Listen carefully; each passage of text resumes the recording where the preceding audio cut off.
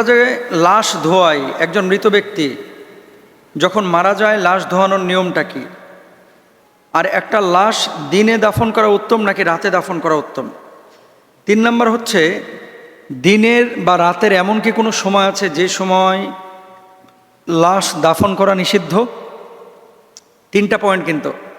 1 নম্বর হচ্ছে লাশ ধোয়ার নিয়ম কি। দেখেন, মৃত ব্যক্তিকে গোসল দেওয়ানো এটা হচ্ছে ফরজে কিফায়া এবং এটা সুন্নাহ অনুযায়ী করার নিয়ম।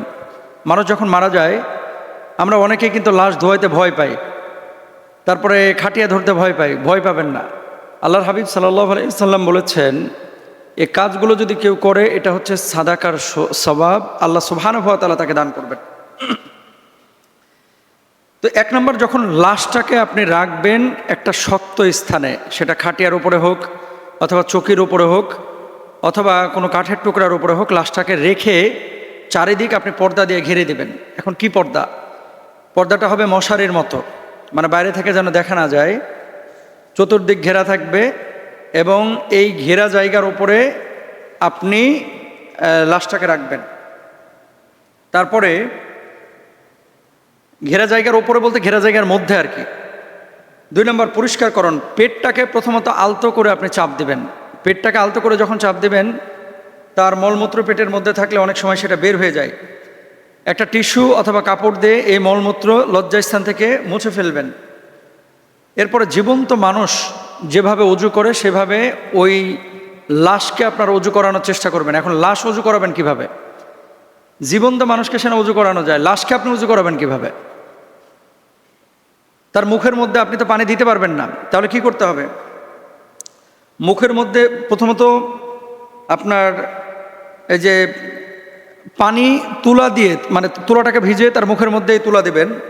পানি না দিয়ে তুলা ভিজা কাপড় দিয়ে দাঁত এবং মুখ, নাক এগুলো মুছে দেওয়ার চেষ্টা করবেন।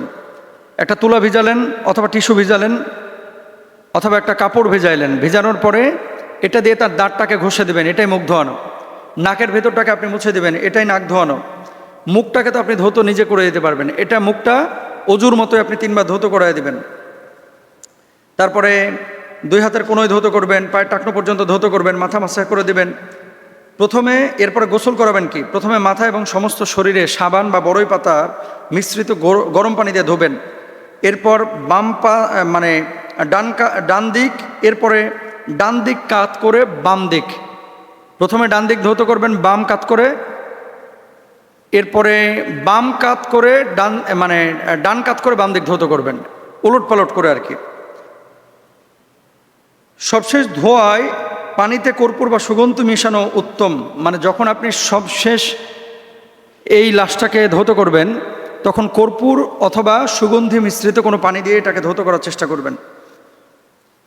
6 নম্বর, আপনি যে কাজটা করবেন, লাশ ধোয়ানো হয়ে গেল, এবার লাশটাকে শুকনো কাপড় দিয়ে মুছে ফেলবেন। তারপর আপনি কাফন পরায় দেবেন। ছেলেদের জন্য 3 টুকরা, মেয়েদের জন্য হচ্ছে 5 টুকরা, যেহেতু মেয়েদের শারীরিক অবকাঠামোতে পরিবর্তন দেখা যায়।